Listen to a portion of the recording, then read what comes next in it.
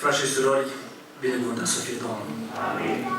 Mă bucur din nou în dimineața aceasta să fiu împreună cu dumneavoastră în casa Domnului și să ne bucurăm de viață și de harul Domnului în același timp. Este un privilegiu pe care cei care nu sunt aici ar putea să ne spună. Însă noi care suntem aici în dimineața aceasta, mă rog ca Domnul să ne vorbească. Amin. Noi suntem oameni, înțelegem limitat, pricepem limitat, putem să vorbim limitat. Însă venim aici cu acea încredere că este unul care se prezintă.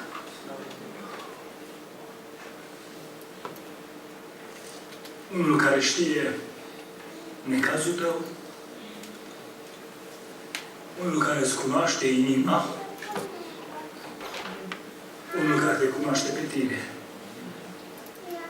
Și cred în această dimineață că Dumnezeu poate să vorbească fiecare dintre noi. Însă pentru aceasta, mă rog în această dimineață Domnul să deschid inima noastră.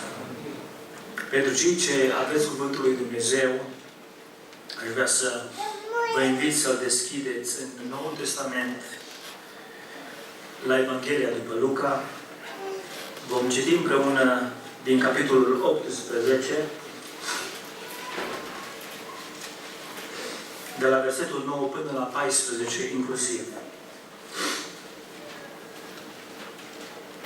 Evanghelia după Luca, capitolul 18, de la versetul 9 până la 14 inclusiv.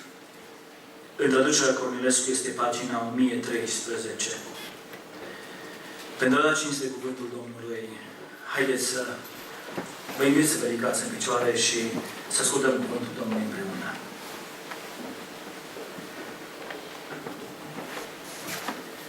Am mai spus și pilda aceasta. Pentru unii care se încredeau în ei înșiși că sunt neprihăniți și disprețuiau pe ceilalți. Doi oameni s-au suit la templu să se roage. Unul era fariseu și altul vameș.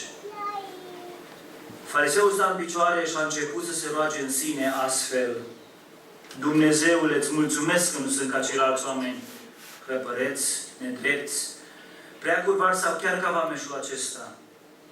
Eu postez de 2 ori pe săptămână, dau zeciuială din toate veniturile mele. Vameșul sta departe și nu îndrăznea nici ochii să se ridice spre cer, ci se bătea în piept și zicea: Dumnezeule, ai milă de mine, păcătosul. Eu vă spun că mai degrabă omul acesta s-a pogorât acasă socotit neprihănit decât celălalt. Căci oricine se înalță va fi smerit și oricine se smerește va fi înălțat. Amin. Vă invit să vă ocupați locurile.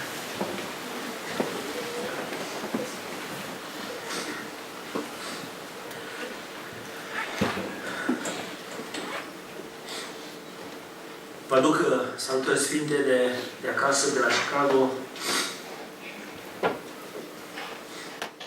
Fratele Luigi, știind de plecarea mea, m-a rugat să transmit salutări bisericilor prin care voi trece, ca Domnul să vă dea har, binecuvântare și pregătirea dumneavoastră pentru întâlnirea cu regele, să vă ajute să o faceți bine, ca atunci când va veni El să putem să-L întâlnim, binecuvântat să fie Domnul. De asemenea, am adus salutări din partea soției, de ele care n-am putut să vină cu mine datorită serviciului. Însă, ajungând cu bine, mulțumesc Domnului că din nou pot să vă revăd în această dimineață. Aș vrea să ne uităm în cuvântul Domnului în această dimineață împreună și mă gândesc că dacă am auzit aceste versete pe care le-am citit, poate pe drept unii dintre dumneavoastră spuneți: mesajul acesta nu e pentru mine. Acest mesaj nu mi se potrivește mie pentru că Eu nu sunt nici vameș și nici fariseu.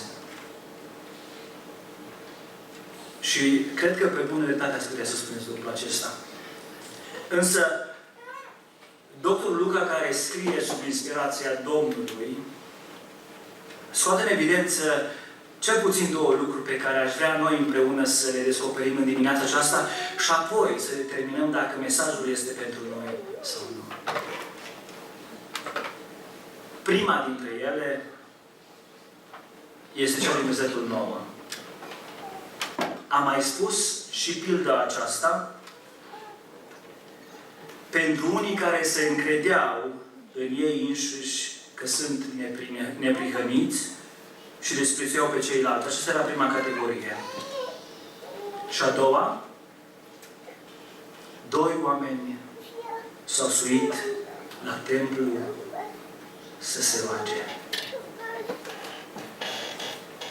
Dacă în dimineața aceasta ai venit la templu să te rogi, mă gândesc că poate Domnul vrea să spună ceva.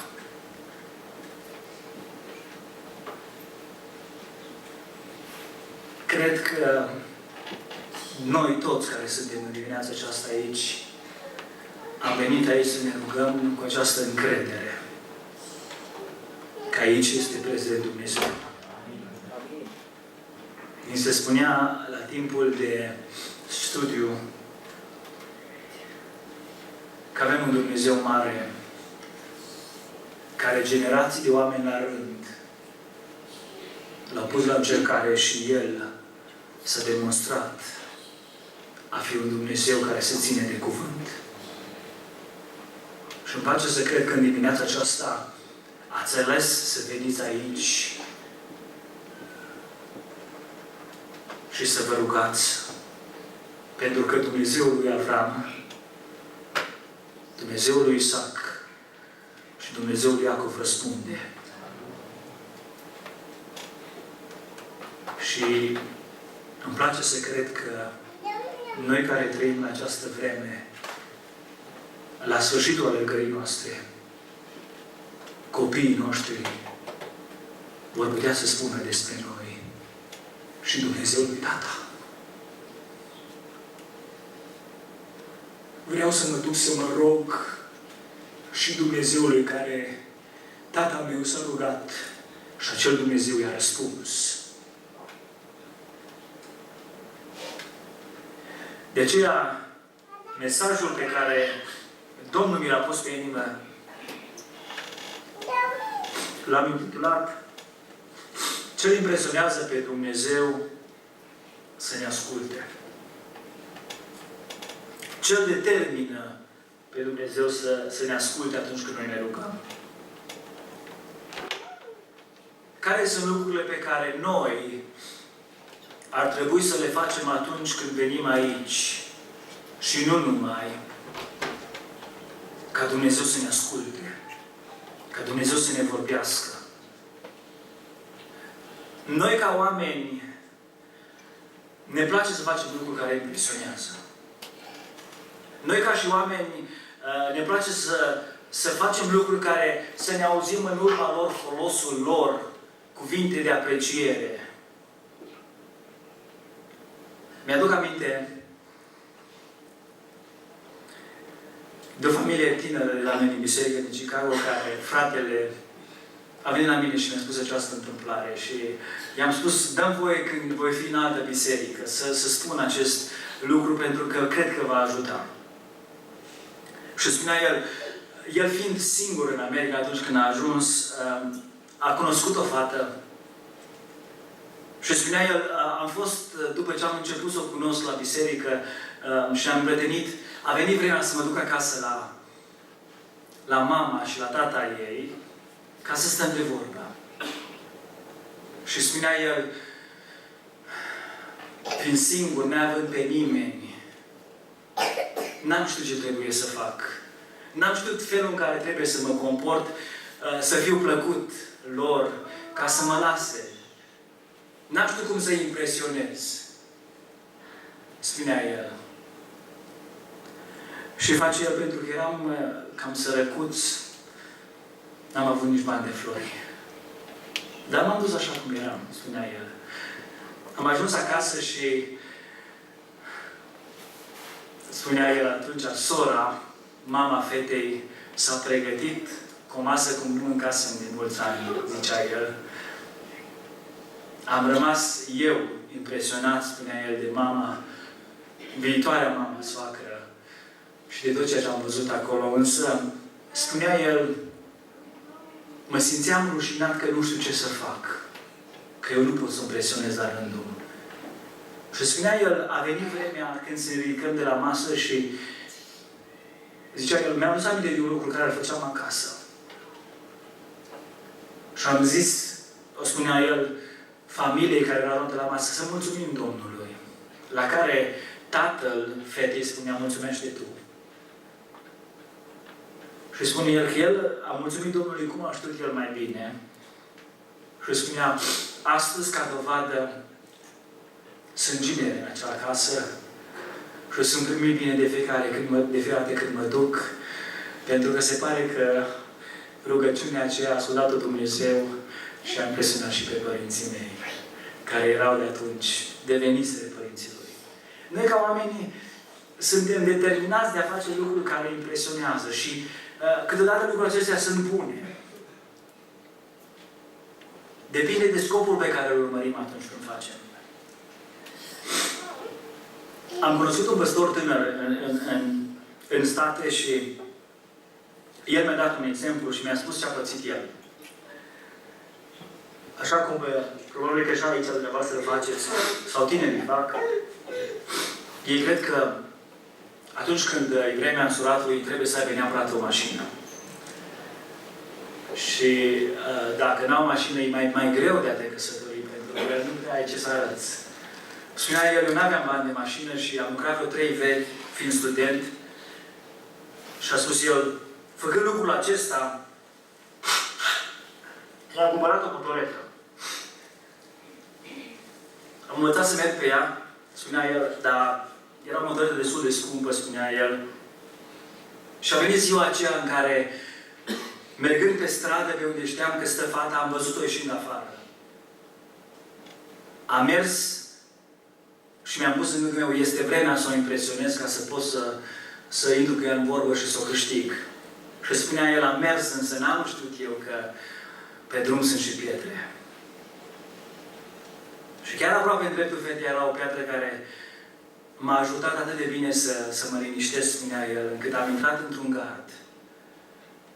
Am stricat și motoreta, trebuia să plătesc și gardul. Și m-am făcut și de râs înaintea fetei, spunea el. Însă Domnul m-a învățat o lecție, spunea el atunci, că nu totdeauna lucrurile care cred eu că impresionează, ajung să impresioneze. Am spus această întâmplare pentru că aici, în Cuvântul lui Dumnezeu, ne spune Domnul despre Domnul Iisus le dă o pildă, pentru că erau oameni care mergeau la templu și aveau felul de a se exprima, de a arăta diferit. Oameni care încercau să-L impresioneze pe Dumnezeu diferit. Cuvântul Domnului ne vorbește aici despre o categorie de oameni care, atunci când mergeau la templu, erau din aceia pe care oamenii îi cunoșteau ca oameni care dădeau zecioală, care se rugau, care posteau, care făceau milostenii, care mergeau să se roage. Și dacă ne oprim doar aici, mă gândesc că fiecare, și am spus eu asta și la Chicago, cred că dacă noi de fiecare dată când avem membri care se fac noi, la noi la biserică, corpul pastoral are o întâlnire cu ei. Îi întrebăm de ce au venit, de ce au ales biserica noastră, care sunt lucrurile care i-au determinat să se mute din altă parte aici. Și întrebări care ne ajută pe noi să înțelegem menirea, decizia lor de a face lucrul acesta. Și le-am spus eu fraților atunci, dacă ar fi venit un frate din acesta, unul dintre cei care mergeau la templu și am citit despre el că postește de 2 ori pe săptămână și dă 10 ore din toate veniturile, probabil că ne-am oprit și am spus mulțumim, te primim ca membru. Avem nevoie de tine. Însă, aș vrea în această dimineață să vă întreb, știm noi ce înseamnă fariseu? Dați-mi voie să ne uităm împreună. Eu am citit, m-am uitat și am aflat ce înseamnă fariseu. Nu doar, bineînțeles, din cuvântul lui Domnului, dar și ajutător. Aș vrea să deschideți împreună cu mine cuvântul Domnului la Cartea Matei, la capitolul 23. Citim împreună de la versetul 23. Spune cuvântul Domnului aici: pentru că voi dați zeciuială din izmă, din mărar și din chimen. Și lăsați nefăcute cele mai însemnate lucruri din lege: dreptatea, mila și credincioșia. Pe acestea trebuie să le faceți și pe acelea să nu le lăsați nefăcute. Povățuitorilor care strecurați în țarul și vă înghețiți cămila. Vai de voi, cărturari și farisei fățarnici! Pentru că voi curățiți partea de afară a paharului și a blidului, dar înăuntru sunt pline de răpire și de cumpătare. Fariseu orb! Curăță întâi partea din înăuntru a paharului și a blidului, pentru că și partea de afară să fie curată. Și apoi continuă. Aș vrea să mă opresc aici și atunci când m-am gândit la acest mesaj, aș vrea să vă spun că am fost determinat să-l spun sau nu. Însă m-am rugat Domnului și a spus: Doamne, dacă Tu ai ceva de vorbit oamenilor care Te ascultă, Tu îi cunoști mai bine decât îi cunosc eu. Însă aș vrea în această dimineață să trag dacă vreți, un semnal de alarmă. Mesajul acesta este pentru tine, nu pentru celălalt de lângă tine. Dacă ai venit în dimineața aceasta aici să te rogi, mesajul acesta este pentru tine. Eu am dreptul înaintea mea să mă cercetez și dacă cuvintele care le aud îmi vorbesc mie, să mă pot pocăi, să mă pot întoarce la Domnul, să mă pot schimba, să pot primi cuvântul Domnului și în felul acesta să le impresionez pe Dumnezeu.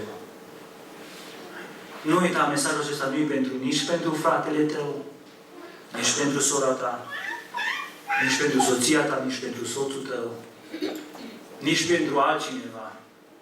Mesajul acesta este pentru tine. Primește-l ca din partea Domnului, pentru că El poate să-ți dea binecuvântarea. Mă gândesc că ai venit de multă vreme pe drumul acesta și ai o experiență pe care poți să o spui altora despre Dumnezeu în viața ta. Și cred că nu vrei să te oprești aici.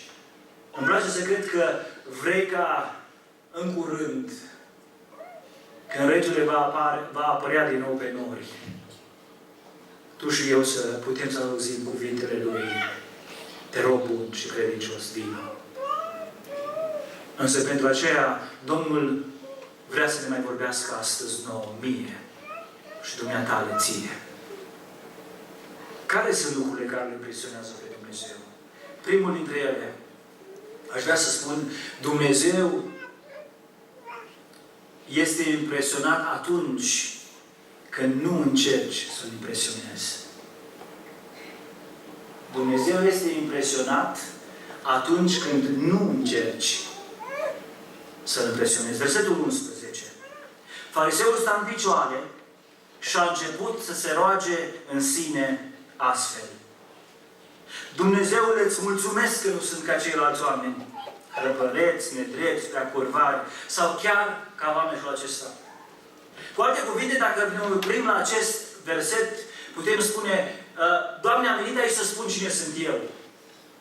Am postit săptămâna aceasta, m-am rugat, Doamne,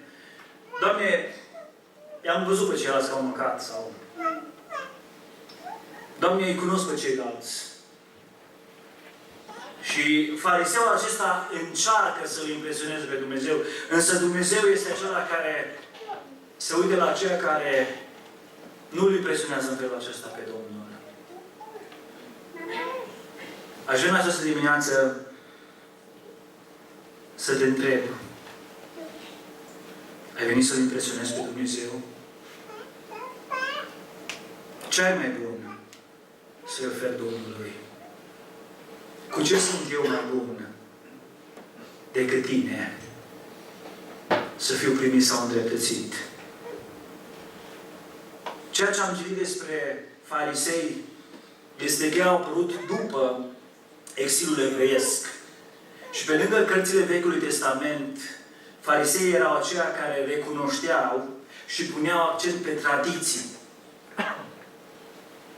Tradiții care erau transmise din generație în generație la poporul evreu și au făcut ca și o parte integrantă a credinței lor și a vieții. Luptau, spune dicționarul Strong, să se distingă prin lucruri făcute în exterior.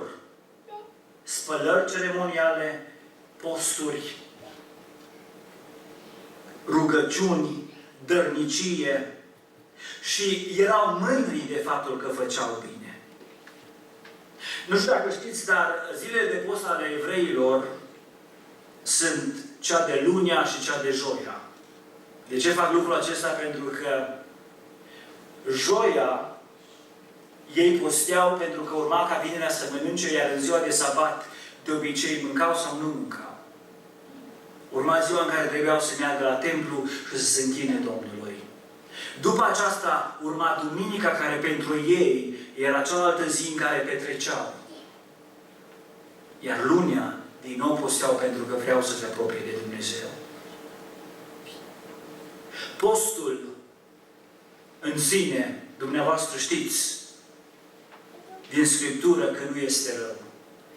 Eu știu același lucru ca și dumneavoastră. Însă ei puneau ca și parte integrantă celelalte lucruri care le făceau. Spunea fratele Ovidiu, erau ceilalți Dumnezei străini pe care îi cărau din generație în generație. Lucruri pe care le învățaseră să le facă. În sine poate aveau o conotație bună, dar nu se întâlneau în Cuvântul lui Dumnezeu. Știu că o parte dintre dumneavoastră ați fost în Israel. Și e ușor să recunoști fariseii dacă mergi în Israel. Special dacă ești în Ierusalim. Am adus cu mine talitul, așa se numește, l-am mai folosit eu la dumneavoastră, însă în această dimineață aș vrea să-i dau o altă conotație. Aceea unui fariseu care o folosea. Atunci când fariseii mergeau, dacă erau în Ierusalim și mergeau la zidul plângerii să se roage, felul în care făceau lucrul acesta, toți evreii, în special cei ortodoxi, aveau chipa, pe care o puneau întotdeauna pe cap. Și dacă dumneavoastră nu vă aduceți aminte, aș vrea să vă aduc eu aminte în dimineața aceasta. Acest lucru era un lucru extraordinar pentru ei. Știți de ce? Pentru că atunci când purtau chipa, ei știau că este cineva mai mare decât ei. Ei știau că este o autoritate deasupra lor pe care trebuia să o respecte, adică Dumnezeu. De aceea, dacă veți merge sau dacă ați fost în Israel, veți putea vedea că ei când merg la templu, evreii intră cu chipa. Evreii se roagă lui Dumnezeu intrând în sinagogă sau în templu, purtând acest semn, pentru că își aduc aminte. Însă, ca să-l facă și mai solemn acest fapt, ei au talitul. Talitul era o haină, o îmbrăcăminte, un lucru pe care îl purtau ei și făcând acest lucru, ei îl obișnuiau să-l facă. Unul dintre lucrurile care erau cerute să-l facă erau acelea de care spunea fratele Ovidiu la timpul de studiu. Trebuiau să meargă în odăiță, să închidă ușa. Aici este rugăciunea Tatăl nostru în evreiește pusă, iar pe ciucuri sunt alte versete din Biblie, însă felul în care trebuiau să facă lucrul acesta ei, mergeau, îl puneau deasupra, îl puneau pe cap. După ce îl puneau pe cap, îl înfășurau de la spate ca să aibă toți cei franjuri, acei ciucuri, iar evreul adevărat, care se temea de Dumnezeu, se ducea cu fața la perete. Se ducea cu fața la perete și plângea înaintea lui Dumnezeu.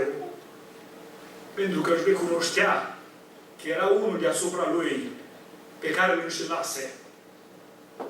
Unul deasupra lui despre care el, pe căruia lui el nu-i se închinase cu darurile lui și cu zecioara. Fariseii făceau lucrul acesta și dacă, poate fratele Vasile sau ceilalți care ați fost în Israel, vă aduceți aminte dacă ați fost la Ierusalim, la Zidul Plângerii, i-ați putut vedea pe evrei stând acolo cu orele, rugându-se lui Dumnezeu pentru ei, pentru neamul lor, pentru familiile lor. Încercând să facă aceasta, însă fariseii făceau altceva. Atunci când mergeau în piață, mergeau și se puneau la colțuri și oamenii îi vedeau și ei își luau din nou talitul și îl puneau și se rugau. Dumnezeu nu le spunea să facă lucrul acesta. Acesta era un obicei păgân, pentru că vreau ca oamenii să se uite la ei și spune se roagă lui Dumnezeu, trebuie să-i dăm întietate, trebuie să-L smerim, trebuie să-L cinstim.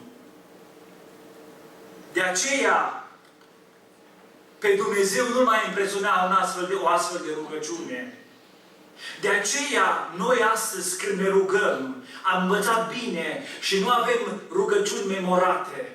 Învățate pentru că Domnul ne învață să venim înaintea Domnului cu ce avem în inimă, cu viața noastră. Să ne închinăm lui Dumnezeu în Duh și în adevăr. Doamne, ajută-ne la aceasta. Acestea sunt lucruri care îl impresionează pe Dumnezeu. Ceea ce făceau ei devenise pentru Dumnezeu o scârbă, spune cuvântul Domnului. Și spune, nu vă mai afișați în afară. Nu mai arătați oamenilor că sunteți curați. Pentru că eu mă uit la inima voastră. Pentru că eu mă uit la ceea ce este înăuntru. Un alt lucru care însă îl impresionează pe Dumnezeu este versetul 13. Cuvântul Domnului spune în felul următor. Vameșul sta departe și nu îndrăznea nici ochii să-și ridice spre cer, ci se bătea în piept și zicea, Dumnezeule, ai milă de mine, păcătosul. Am venit acest punct, umilința îl impresionează pe Dumnezeu. Gândiți-vă că acel vameș stătea undeva la colț, stătea undeva în spate. Cuvântul Domnului mai spune aici un lucru extraordinar de evidență. Nici măcar privirea nu-și ridica în sus. Hai să ne uităm la fariseu. Dați-mi voi să vă aduc aminte. Versetul 11 spune cuvântul Domnului. Fariseul sta în picioare. Fariseul stătea acolo să-l vadă toți ceilalți. Nu știu dacă ați fost înăuntru. Eu am fost de multe ori și în Chicago la templu. Este o lucrare extraordinară pe care frații mei evrei, pot să spun, o fac în Chicago și petrec pământul. Sunt aceia care au ajuns să înțeleagă, Dumnezeu le-a deschis mintea și au înțeles că Mesia pe care ceilalți evrei îl așteaptă a venit. Și numele Lui nu este altul decât Iisus. Înaintea mă căsătorii mergeam în fiecare sâmbătă, atunci când nu mergeam la școală, la acea sinagogă evreiască mesianică, așa cum îi spunem noi. Și mă bucuram împreună cu frații. Însă atunci când am fost la cealaltă ortodoxă să văd, știți că toate surorile, toate femeile n-aveau voie să intre. Nici măcar una. Sinagoga evreiască ortodoxă este doar pentru bărbați. Femeile sunt într-o altă cameră. Este un zid despărțitor. Ele au voie să audă ceea ce spune rabii, însă ele n-au voie să se închine acolo. Și atunci când m-am dus la cealaltă, m-am bucurat așa de mult că le-am văzut pe surori care se leau de bucurie și lăudau pe Dumnezeu că Dumnezeu le-a făcut un mare har. Aș vrea în această dimineață să vă spun, Dumnezeu ne-a făcut un mare har. Suntem aici în prezența lui Dumnezeu. Și umilința este un lucru care le impresionează pe Domnul. Dumneavoastră știți și ați auzit de C.S. Lewis, acest scriitor creștin care spune în felul următor într-una din cărțile lui. Mi-a plăcut așa de mult și aș vrea să citesc pentru că se potrivește foarte bine cu ceea ce în această dimineață ne vorbește Domnul nostru. Spune el, un om mândru întotdeauna se uită la oameni de sus în jos. Dar nu numai la oameni, ci la lucruri. Și bineînțeles, spunea el, C.S. Lewis, atâta vreme cât te uiți de sus în jos, nu poți să vezi ce este deasupra ta. Fariseul stătea în picioare și se uita de sus în jos la ceilalți. Și atunci când se uita, l-a văzut pe săracul Vame și spune, Doamne, eu mă rog, Doamne, vin la biserică în fiecare duminică, Doamne, dau din zeciuială, sau dau zeciuiala, Doamne, dau și din ghimen, dau și din mărar, Doamne, îți mulțumesc că nu sunt ca fratele sau ca sora. Și plecăm de aici, poate mai rău decât am venit. Însă în această dimineață cred că am venit aici pentru că Domnul a vrut să ne vorbească despre umilință. Vameșul stătea departe și nu îndrăznea nici ochii să-și ridice spre cer. Știți? Și cred că eu ajuns aminte cine sunt vameșii, da?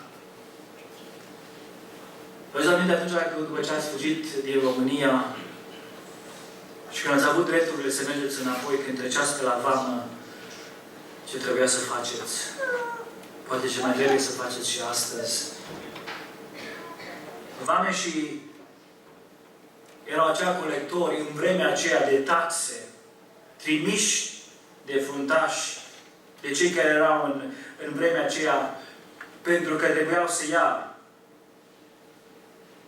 Ei nu sunt doar urâți de evrei, ci de toate națiunile. Uitați-vă ce am găsit într-o scriere istorică evreiască. Se spunea că dacă cineva era dat în cort, dacă cineva trebuia să meargă la tribunal și să vorbească, acuzat de anumită, orice lucru ar fi fost el, nu avea voie să ducă ca și martor un vameș. Pentru că vameșii erau considerați niște mincinoși, niște înșelători. Cred că se potrivește bine și eu acum înțeleg un pic și cred că Domnul a avut un fir roșu pe care l-a dat nouă astăzi în a înțelege cine sunt aceștia. Vameșii erau niște oameni disprețuiți de ceilalți oameni. Cu siguranță fariseul era unul dintre aceia care știa cine era vameșii. Și atunci când se roagă, gândiți-vă la cei de lângă dumneavoastră. S-a rugat în așa fel stând în picioare să-L audă ceilalți și poate câțiva bărbați care erau acolo s-au întors și au zis, oare unde-i vameșul? Despre care dintre ei ne vorbește să roagă fariseul astăzi și ne spune? Pe care să-l disprețuim? Care e în categoria aceea? În această dimineață aș vrea să te întreb. Știi care e vameșul? Știi pe cel care e urât de oameni? Nu uita că și el a venit să se face. Lucruri care îl impresionează pe Dumnezeu. În al treilea rând, și mă rog ca în vremurile acestea din urmă Domnul să ne facă sensibili la cuvântul Său pentru viața noastră, pentru sufletul nostru. Versetul 13, partea finală. Dumnezeule, ai milă de mine, păcătosul. Și se spune vameșul. Doamne, eu nu sunt fariseu. Doamne, eu sunt păcătos. Doamne, vin înaintea de astăzi și nu-mi pasă ce îmi spun oamenii sau ce mă aud oamenii spunând. Doamne, eu vin astăzi aici pentru că vreau să fiu onest, să fiu sincer. Asta e ceea ce înțeleg eu din ceea ce face Vameșul. Știi că eu nu te cunosc. Știi că ai putut să vii astăzi și poate te-ai rugat sau nu te-ai rugat. Însă vreau să spun în această dimineață, dacă ai venit să-ți dau eu un răspuns, vei pleca dezamăgit de aici. Însă dacă ai venit ca Domnul să te asculte, să te asculte rugăciunea, aș vrea să spun că atunci când te-ai rugat, El s-a uitat la tine și s-a uitat la mine. El știe ce cuvinte ai rostit. Sau știe pe acela pe care nu le-ai rostit.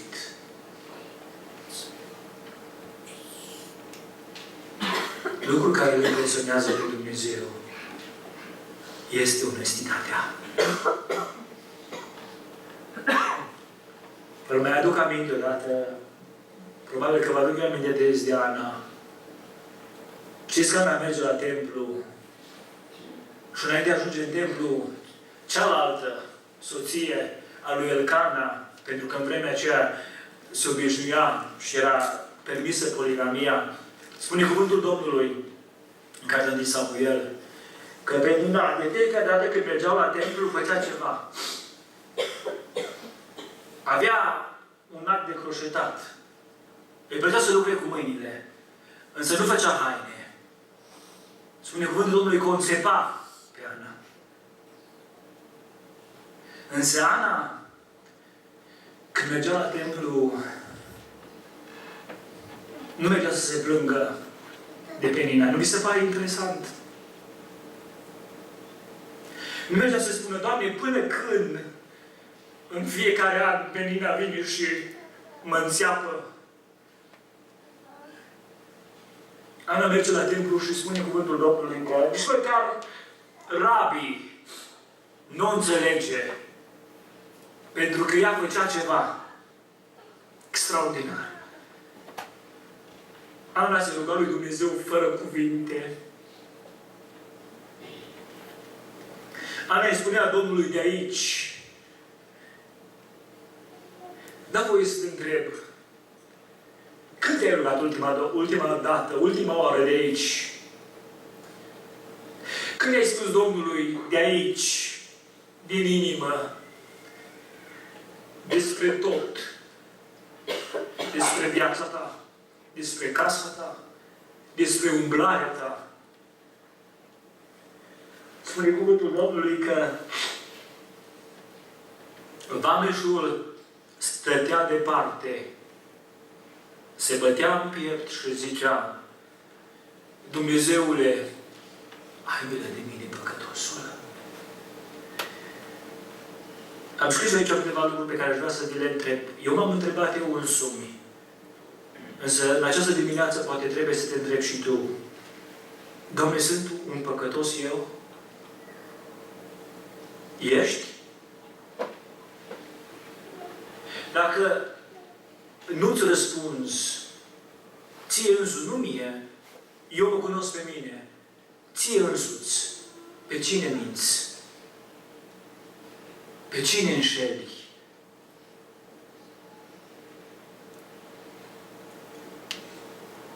Poate faci o slujbă. Nu mă refer la slujba de aici. Nu numai aceasta înseamnă slujbă. Poate faci o lucrare. În această dimineață, venind aici, Domnul te-a așteptat pentru că vrea să te confrunte, să se uite în inima ta lucrurile care pot să-ți dea binecuvântarea. Extraordinar spune cuvântul Domnului. Versetul 14. Eu vă spun că mai degrabă omul acesta omul acesta s-a întors, s-a coborât acasă, neprihănit. Nu vi se pare un contrast ca vameșii să fie neprihăniți? Și Domnul a mai dat o pildă. Că erau unii care se încredeau în ei înșiși, că sunt neprihăniți și făceau altceva. Și disprețuiau pe ceilalți. Însă, eu vă spun că mai degrabă omul acesta. Care om? Omul acesta care vine cu umilință la Dumnezeu. Omul acesta care vine onest înaintea lui Dumnezeu.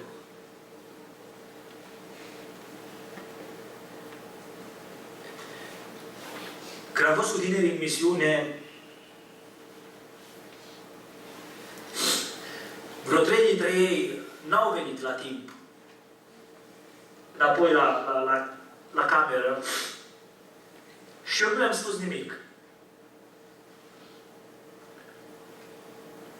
Am așteptat să vină ei să-mi spună unde au fost și de ce au întârziat. În următoarea zi, dimineața, când ne-am întâlnit, aveam obiceiul înainte de a servi micul dejun să ne rugăm, să cântăm, să citim din Scriptură. Și am ales câte un tânăr în fiecare zi, pe perioada când am fost noi atunci plecați în Guatemala și în Honduras. Și n-am zis absolut nimic.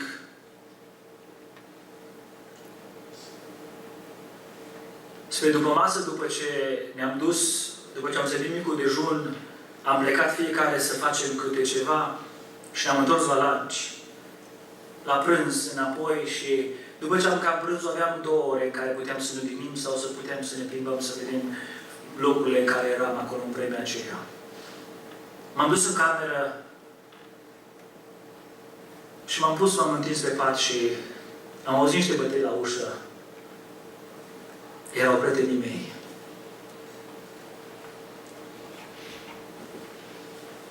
Știți ce mi-am spus? Am crezut că o să ne întrebi. Am crezut că o să ne pedepsești. Însă, tăcerea ta ne-a bătut mai mult decât ceea ce am făcut noi. Vrem să spunem ce am făcut. Și i-am spus la sfârșit sunt lucruri pe care le puteți ascunde de mine, pe care eu nu le voi ști niciodată. Însă este unul care vă vede și când sunt eu cu voi. Va veni vremea când vom plăti pentru ele. Aici, spune cuvântul Domnului, s-a pocărât acasă neprihănit, căci oricine se înalță va fi smerit și oricine se smerește va fi înălțat. Doamne, ajută-ne să înțelegem lucrul acesta.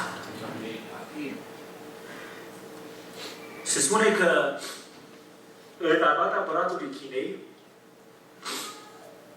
el fiind un iubitor al muzicii, în fiecare zi, una dintre dorințele lui este aceea ca o parte a instrumentelor să-i cânte.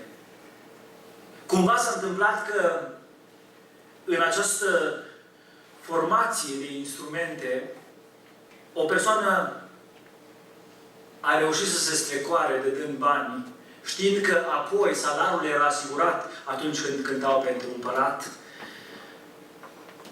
Și a urmat o perioadă de câțiva ani de zile în care nimeni nu și-a dat seama că persoana respectivă nu putea să cânte. Era vorba de o persoană care cânta la flaută. Însă, într-una din zile, conductorul, dirijorul acelei formații a spus: împăratul are o cerință specială. Vrea ca fiecare instrumentist să-i cânte solo. O cântare.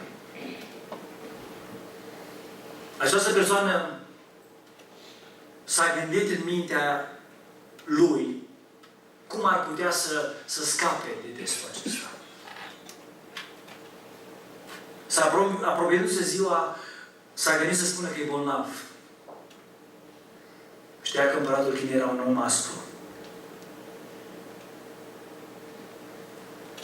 Această întâmplare este adevărată. La câteva zile înainte de timpul în care trebuia să fie audiat, a luat o travă și în ziua în care trebuia să cânte, a murit.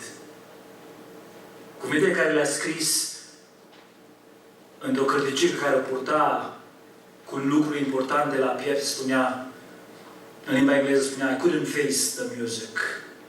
N-am putut să stau în fața muzicii. N-a putut să se lupte cu acel lucru pe care nu-l avea. Cu alte cuvinte, locul lui nu era acolo. Mințise pe împărat. Profitase de bunătatea lui, neștiind că trebuia să plătească. Aș vrea în această dimineață să spun că împăratul poate încă nu ne-a chemat să dăm câte un solo fiecare dintre noi. Însă aceasta se poate întâmpla în seara asta, azi sau chiar mâine. Ești pregătit să răspunzi Domnului pentru felul în care trăiești, pentru felul în care trăiesc, pentru felul în care vorbesc. Filipeni, capitolul 3. Haideți să citim împreună din cuvântul Domnului. Spune cuvântul Domnului aici despre un om care cred că ar putea să ne ajute și pe noi. Filipeni, capitolul 3, vom citi de la versetele 5 împreună. Eu care sunt tăiat împrejur, a 8-a zi după neamul lui Israel, din semenția lui Beniamin, evreu dintre evrei, în ce privește legea, fariseu, în ce privește râvna, prigonitor al bisericii, cu privire la neprihănirea pe care o dă legea, fără prihană, dar lucrurile care pentru mine erau câștiguri. Dacă vreți, lucrurile care mă făceau fariseu, lucrurile care puteau să-mi dea dreptul să-L impresionez pe Dumnezeu, le-am socotit ca o pierdere din pricina lui Hristos.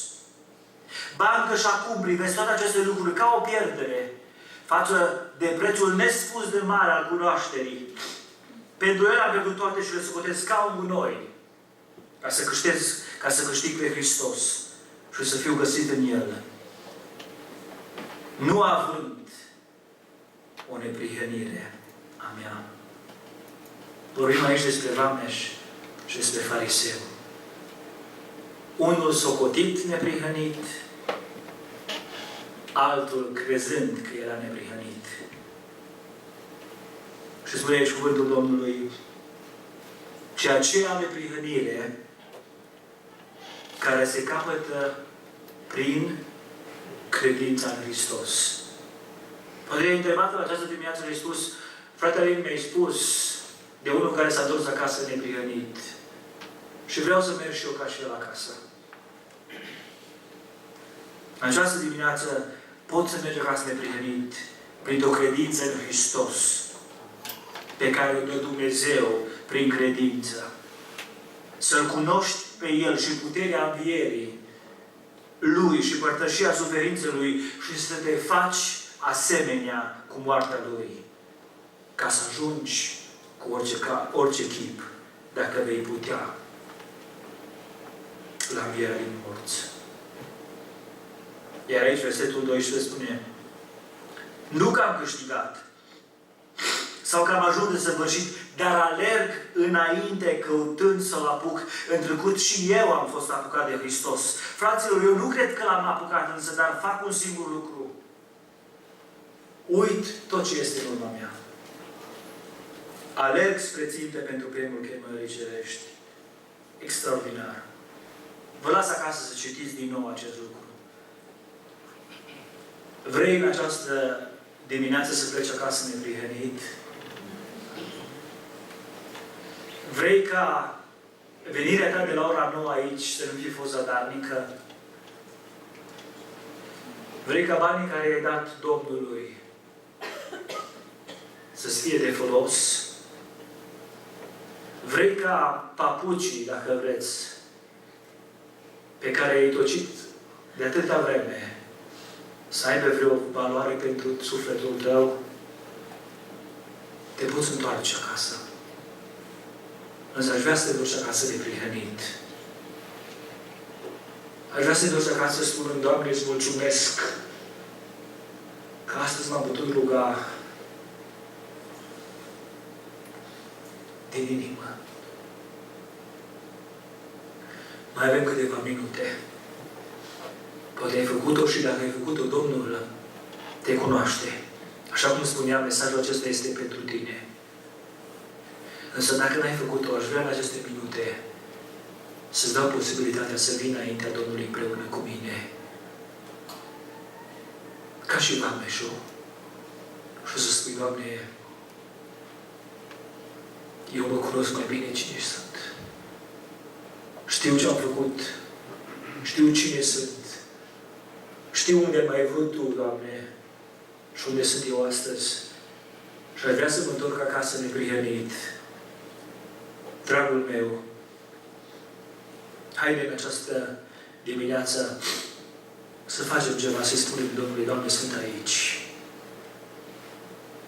Spune cuvântul Domnului, spunea fratele Vasile, Iacov și-a schimbat viața atunci când a plâns și s-a rugat lui Dumnezeu. Aș vrea să facem această rugăciune, însă aș vrea să o facem într-un mod special. Să ne zmerim înaintea Domnului. Haideți să ne plecăm pe genunchi înaintea Domnului și să venim înaintea Lui. Pentru că Domnul ne poate face neprihăniți. Amin.